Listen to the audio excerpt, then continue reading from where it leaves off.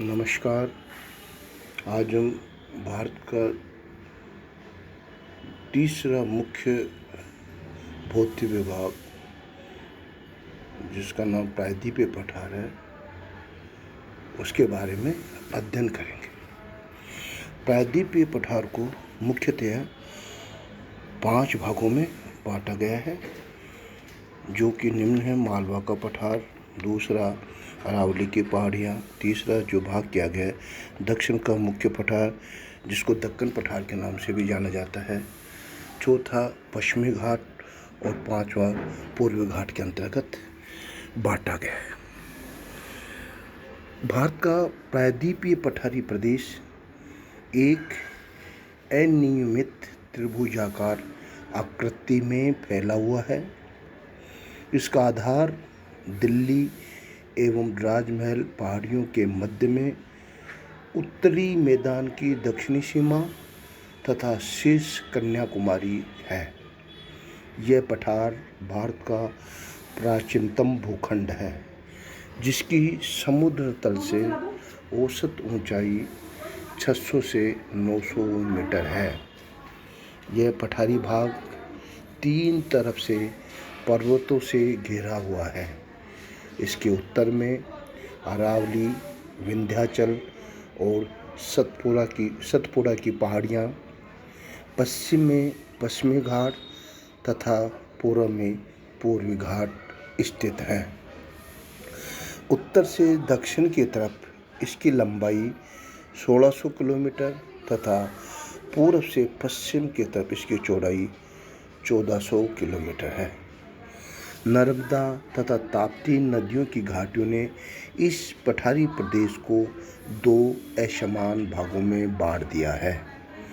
उत्तरी भाग को मालवा का पठार तथा दक्षिणी भाग को दक्षिण का मुख्य पठार अथवा दक्कन ट्रेप कहते हैं। इस तरीके से ये प्रायद्वीपीय पठार जो है उसको मालवा के पठार और दक्कन ट्रेप के नाम से उत्तरी और दक्षिण भाग में बांटा गया है। पहला जो इनके जो मुख्य भाग किए गए हैं वो मालवा का पठार है। मालवा का पठार, यह पठार नर्मदा एवं ताप्ती नदियों एवं विंध्याचल पर्वत के उत्तर पश्चिम में त्रिभुजाकार आकृति में फैला हुआ है। इसके उत्तर पश्चिम में अरावली पर्वत तथा उत्तर पूर्व में गंगा का मैदान स्थित है। यह ग्रेनाइट जैसी कठोर चट्टानों का बना हुआ है। इसकी ऊंचाई लगभग 800 मीटर है। इसका सामान्य ढाल उत्तर पूर्व दिशा में है। इस पठारी भाग की नदियां उत्तर पूर्व दिशा में प्रवाहित होकर यमुना नदी में मिल जाती है। प्रायद्वीपीय पठार का दूसरा जो भाग है अरावली की पहाड़ियाँ। अरावली की पहाड़ियाँ मालवा के पठार के उत्तर पश्चिम में स्थित हैं। ये दक्षिण पश्चिम में गुजरात के चंपारण जिले से उत्तर पूर्व से दिल्ली तक 692 किलोमीटर की लंबाई में फैली हुई हैं। यह विश्व की सबसे प्राचीन वलित पर्वतमाला है, जो दीर्घकालिक अपरदन के कारण अब अवशिष्ट पर्वत के रूप में परिवर्तित हो चुकी है। राजस्थान के दक्षिण पश्चिम में सिरोही जिले में इस पर्वतमाला की सबसे ऊंची पर्वत चोटी गुरु शिखर है। इसकी समुद्र तल से ऊंचाई 1722 मीटर है। यह आबू पर्वत में स्थित है। तीसरा जो भाग किया है दक्षिण का मुख्य पठार अथवा दक्कन पठार के नाम से जाना जाता है। यह पठार ताप्ती नदी के दक्षिण में त्रिभुजाकार रूप में फैला हुआ है। उत्तर पश्चिम में सतपुड़ा एवं विंध्याचल, उत्तर में महादेव एवं मकालू, पूर्व में पूर्वी घाट तथा पश्चिम में पश्चिमी घाट इसकी सीमाएं बनाते हैं।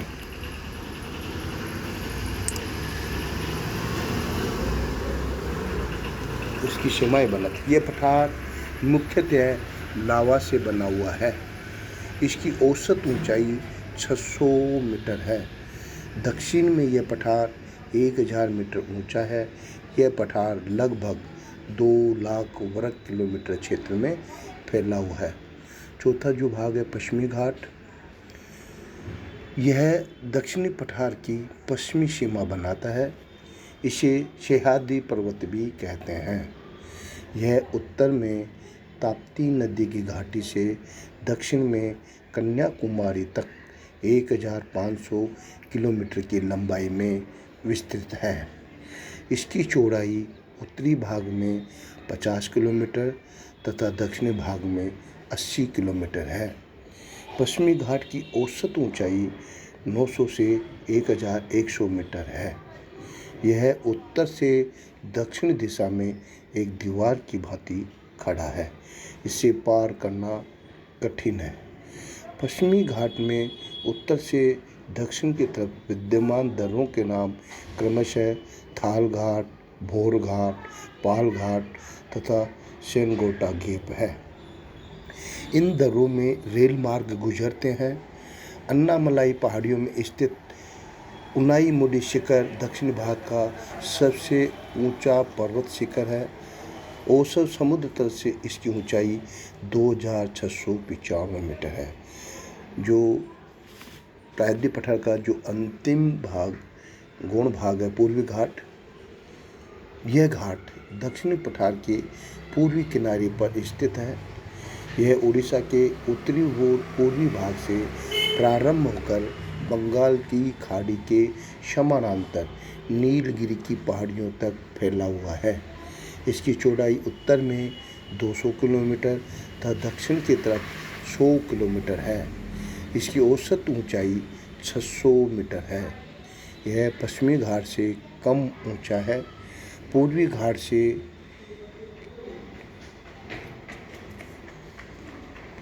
से किसी बड़ी नदी का उद्गम नहीं होता है।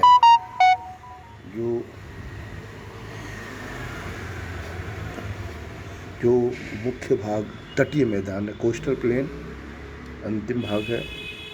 दक्षिणी पठार के पूर्व तथा पश्चिम में 2 संकरे मैदान हैं, जिन्हें क्रमशः पश्चिमी तटीय मैदान तथा पूर्वी तटीय मैदान कहता है। इनका विवरण निम्नलिखित है। पश्चिमी तटीय मैदान, यह मैदान पश्चिमी घाट तथा अरब सागर के तट के बीच गुजरात से कन्याकुमारी तक फैला हुआ है। गुजरात के कुछ भाग को छोड़कर यह सारा मैदान संकरा है। इसकी औसत चौड़ाई 64 किलोमीटर है। मुंबई से गोवा तक इस प्रदेश को कोंकण तट, मध्य भाग को कन्नड़ तथा दक्षिणी भाग को मलाबार तट कहते हैं। कोंकण का मैदान 50 से 80 किलोमीटर चौड़ा है। मलाबार तट पर अनेक बालू के टीले तथा लेगून मिलते हैं।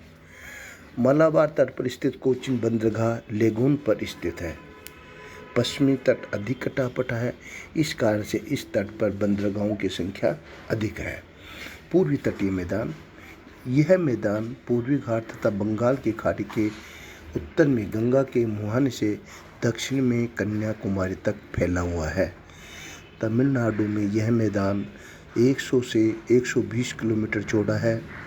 गोदावरी के डेल्टा के उत्तर में यह तटीय मैदान संकरा है और कहीं कहीं इसकी चौड़ाई 32 किलोमीटर से भी कम है। यह मैदान महानदी गोदावरी, कृष्णा तथा कावेरी नदियों के डेल्टाओं द्वारा निर्मित होने के कारण अत्यधिक उपजाऊ है। इसलिए कृष्णा एवं महानदियों के बीच उत्तरी सरकार का तट तथा कृष्णा एवं कावेरी नदियों के बीच कोरोमंडल तट कहते हैं। द्वीप, इसमें का भारतीय मुख्य भूमि के अतिरिक्त अरब सागर तथा बंगाल की खाड़ी में क्रमशः लक्षद्वीप तथा अंडमान एवं निकोबार द्वीप समूह भी हैं। अंडमान समूह में लगभग 20 द्वीप हैं जो 350 किलोमीटर की दूरी तक फैले हुए हैं। निकोबार द्वीप समूह में 19 द्वीप हैं। अरब सागर में केरल तट से कुछ दूरी पर पश्चिम की तरफ लक्षद्वीप समूह है।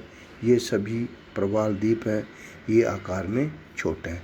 इस प्रकार भारत को मुख्य भौतिक विभागों में बांटा गया था, जिनका अपन ने संक्षिप्त विवरण पढ़ा है। ठीक है।